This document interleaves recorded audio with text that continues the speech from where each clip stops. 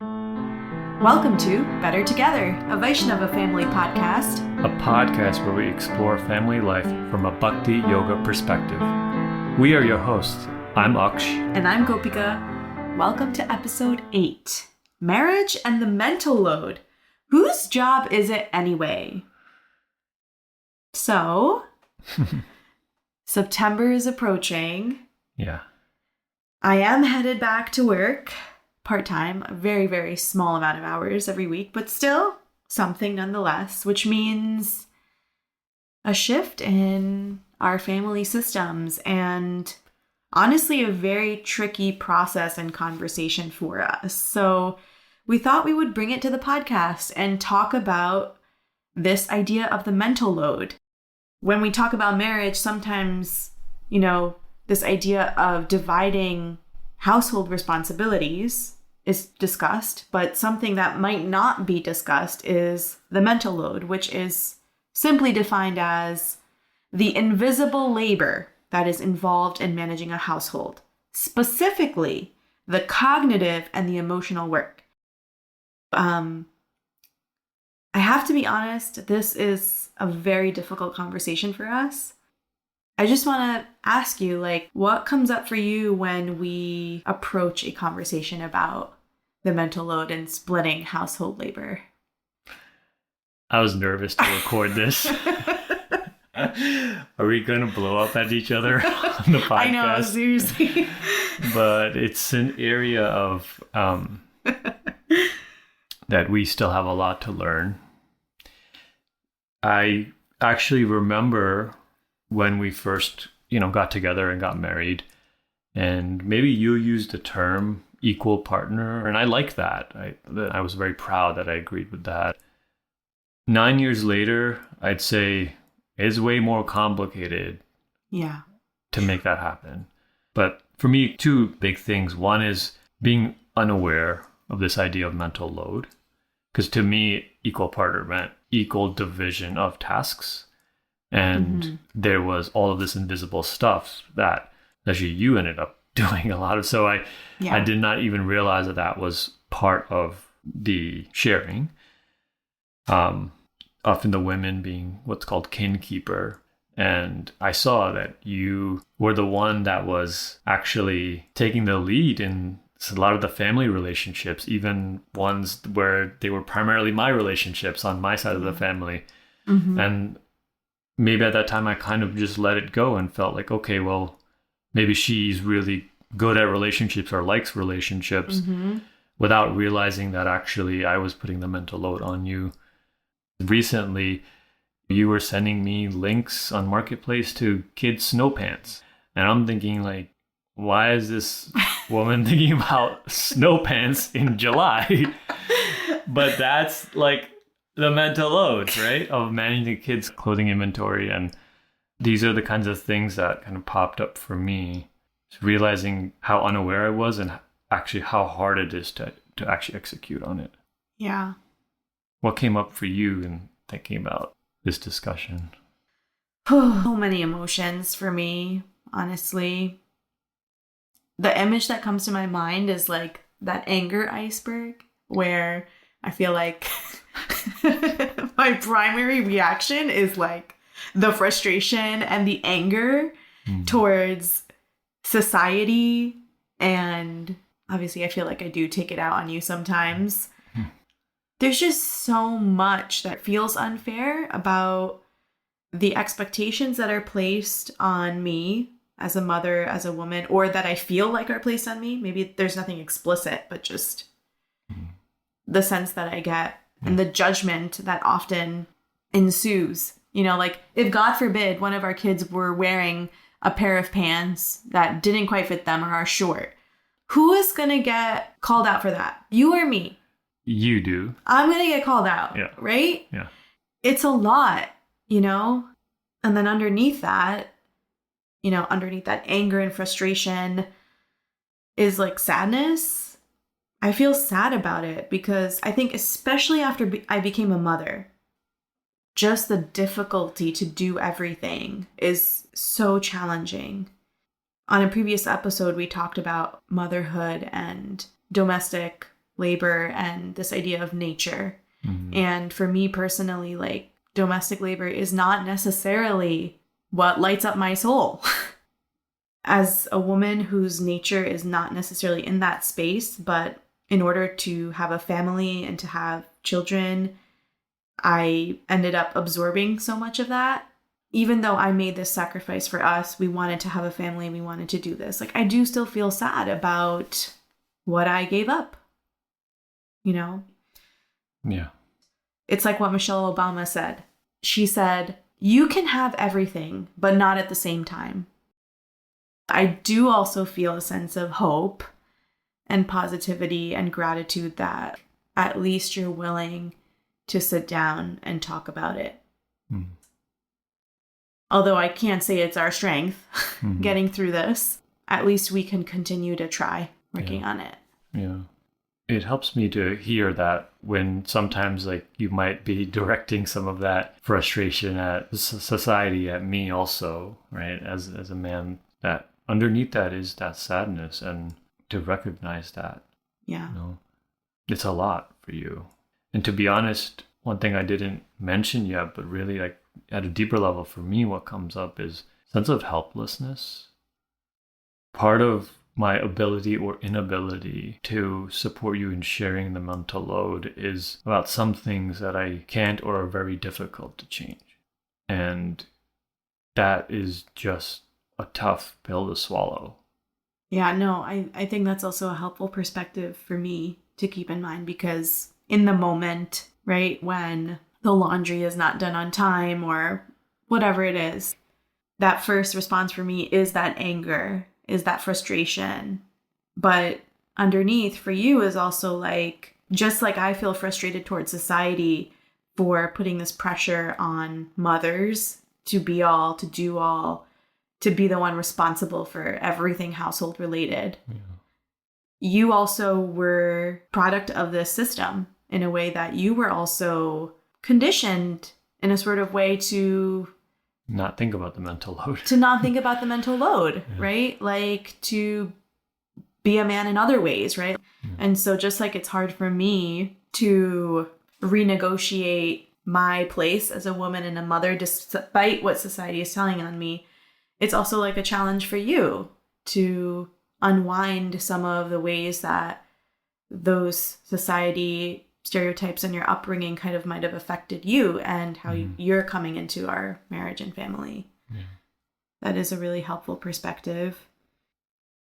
I myself didn't even know this existed until I became a mother and became increasingly overwhelmed and unhappy in a certain sense. And it's like wondering why. I was like, I'm not working anymore. So why in the world am I feeling so upset?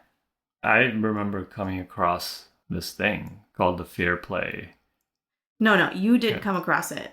You sent it to me. Yes, let's just, again, about the mental load, correct the record, all right? I sent it to you, and I sent you a link, and I was like, find where the card deck is, and... Okay, wait, let's just reverse the story a little bit. So there's an author named Eve Rodsky, and she did a whole bunch of research and even wrote a book on this idea of negotiating the mental load.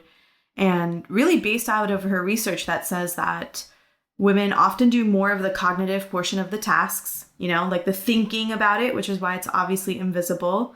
And it leads to burnout and depression and mental health issues, especially in motherhood. When they tried to quantify it, they actually found that women actually, in general, do double the amount of housework than the men. And what that ends up doing for a woman over time, you get set back financially and like advancing in your career. Like there's a lot of loss that happens with taking on the increased domestic labor.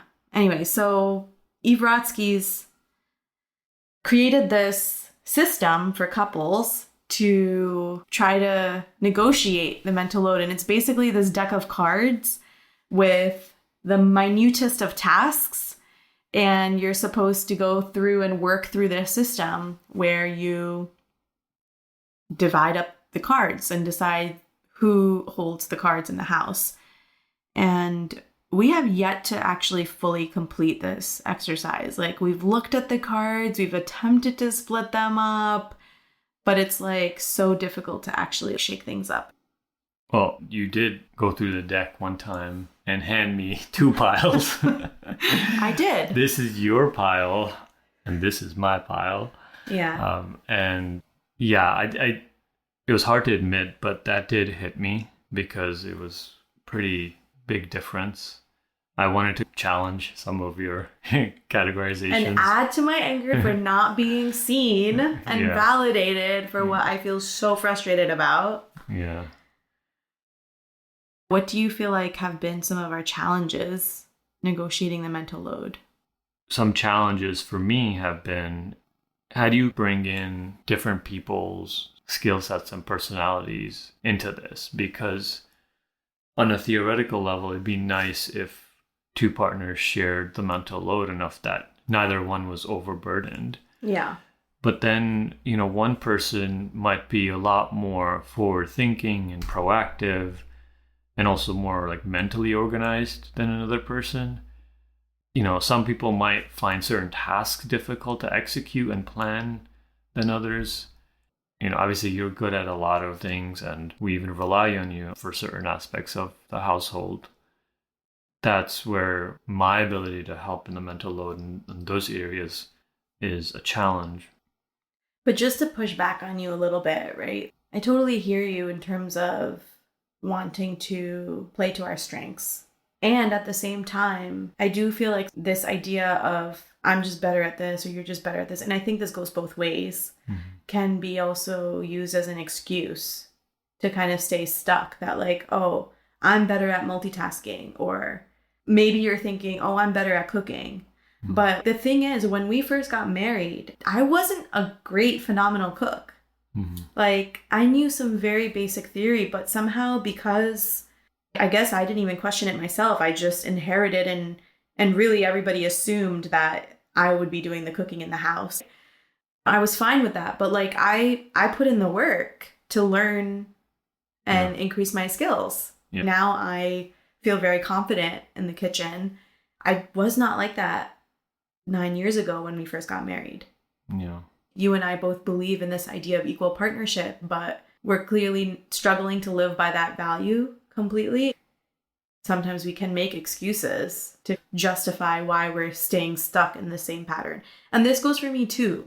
I'm also very stuck in the things now that I don't want to do because you just do them really good, like plan any recreation activities or vacations or whatever. I kind of like automatically default to you. But then that brings up the question, like, so why not split the mental load that way, right? Yeah. I think my challenge is the day-to-day pressure and stress, and also being involved in care work 95% of the time, like watching the kids and having this other household work that the deadlines are imminent. Yeah. Like lunch is imminent. It's just with kids, right? There's not a buffer even. And you can't, as adults, it's like, we'll just eat dinner later. Yeah. But and I'm thinking back to before we had children. Yeah. I think I was doing more household labor. You were. Yeah. And we were both working full time. Yeah.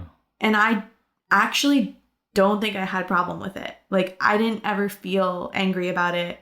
Yeah. Or, if I'm honest, resentful in any way. But after we had children and the pressure of keeping this human alive all day, if you divide up my day, right? Like the tasks of my day, nothing is difficult about it.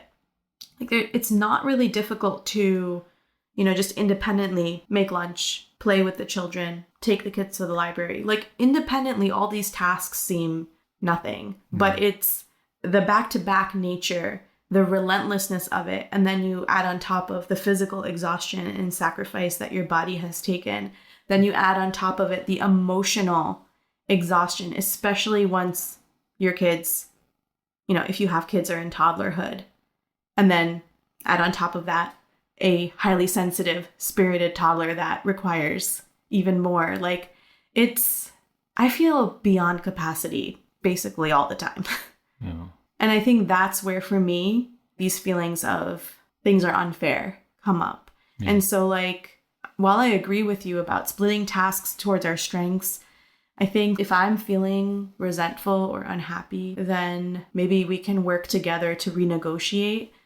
And maybe it's not even you doing more necessarily. It's just shifting things around to take off pressure so I don't feel that feeling so much. You know. So tell me more about that. Is there something that you would want to do going into the fall to improve on this? Well, Eve Rodsky talks about this idea of unicorn time, which is basically uninterrupted time. Yeah. No babies crying that are activating my nervous system that I can just use to do whatever I want. And kind of like nurture that part of me that maybe I am a little more disconnected from.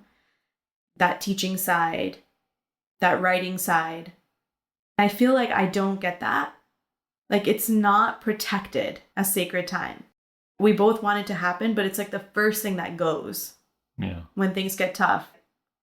I think that adds to my anger. It's like just this unspoken idea that, like, well, there's always something more important, so then chop off Gopika's unicorn time. Whereas, like, for me, it feels like an oxygen tank. Yeah. I would love to have some protected time, like really protected. It needs to be protected for my well-being. Yeah. What ideas do you have? I agree with you on that one. I feel like we also need to check in every once in a while about this because the system... Well, whose job is it to check in? Exactly. Zing. There you go. Here, you're going to spark a fight on the podcast. The elusive we need to, right? Like, I always... She hates it when I say we. I hate it. Who is we? It's me or you. And it's often me.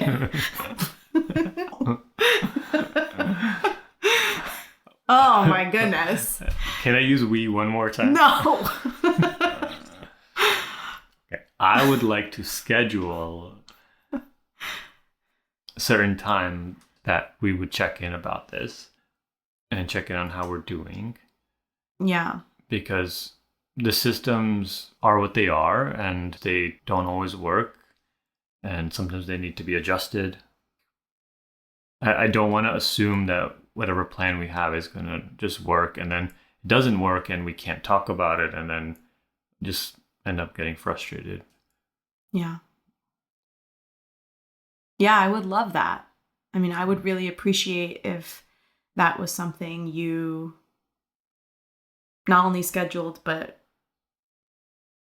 kind of brought the energy to it and followed through and made it happen for us. I would really appreciate hearing from you, how are we doing on this? Because it would actually make me feel like the mental load is shared.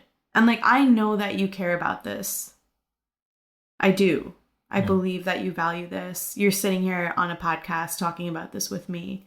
But I think like hearing that from you in a proactive way, as opposed to out of a fight or out of an argument, which it ends up often happening, would mean a lot in terms of how I feel about the whole topic.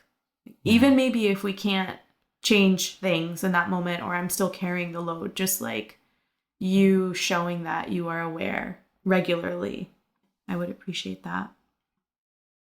I was also thinking, could we challenge ourselves to shake up this pattern that we're in? Like, we have our pattern of how we share household labor. Yeah. Mostly.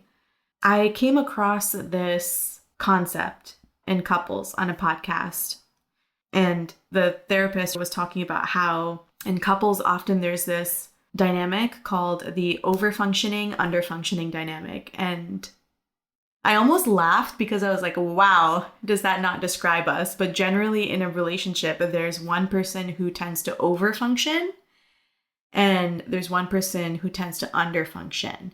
So one person tends to kind of be that initiator, manager, controller of how things need to be. Yeah. And one person tends to kind of like hang back and maybe just like go with it and do whatever is needed. Yeah. And both sides contribute to this inequality. And then eventually, like, what can lead to, feelings of resentment. If you haven't guessed already listening to this podcast, you could probably guess who's the overfunctioner and underfunctioner in this relationship.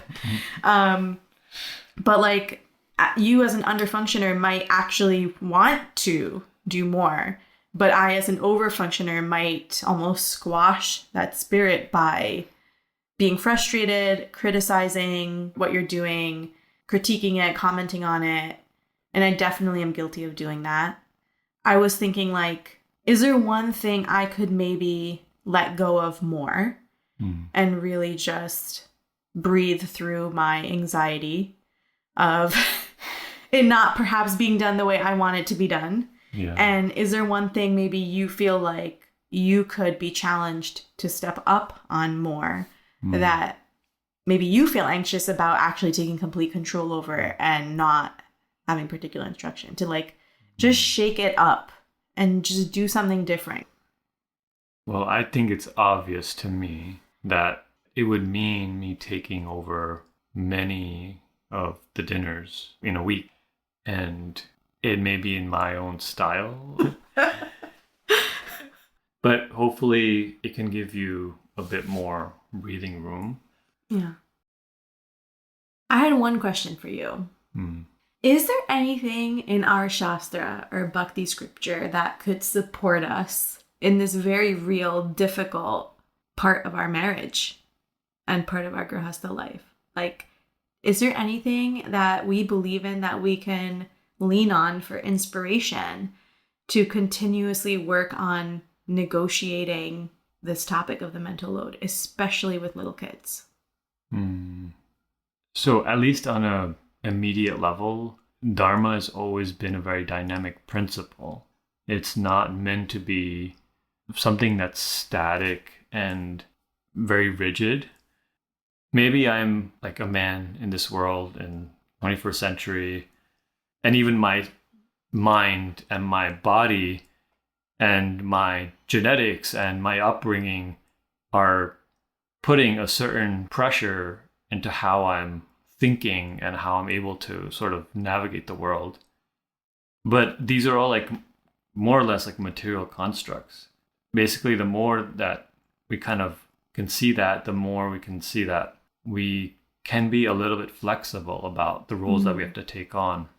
In the spirit of service, we don't have to be limited.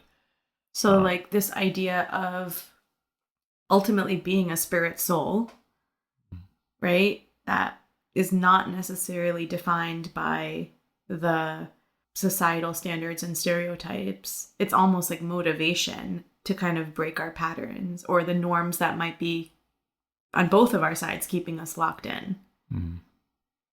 I was actually thinking about this one quote, again, that we came across at a Grihastha Vision Team retreat, I think at our first one.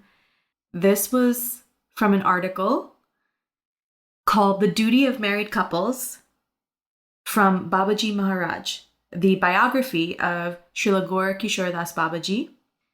Here's the excerpt.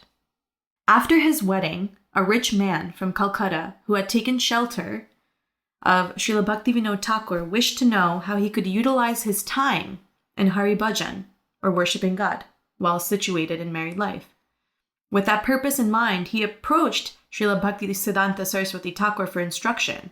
The wealthy gentleman became very depressed when he was informed by Saraswati Thakur that there might be various obstacles in his attempt to perform Hari Bhajan as a householder. Later on, this gentleman, accompanied by Srila Saraswati Thakur, went to meet Srila Gaura Kishore Das Babaji Maharaj, who is another saint in our tradition, on the riverbank at Kulia. When it was mentioned to Srila Babaji Maharaj that the gentleman had married, Babaji Maharaj commented, "Yes, it is all right that he is married. From this time on, he will daily cook and offer foodstuffs to Lord Vishnu. After offering it to him, he will serve the prasad to his wife. And then as a Vaishnava, he will take her prasad remnants. He will consider her as Krishna's servitor and his spiritual master. He will not think of her as an object for sensual gratification. Do not consider your wife as one meant for your service. Instead, respect her as a servitor of Krishna.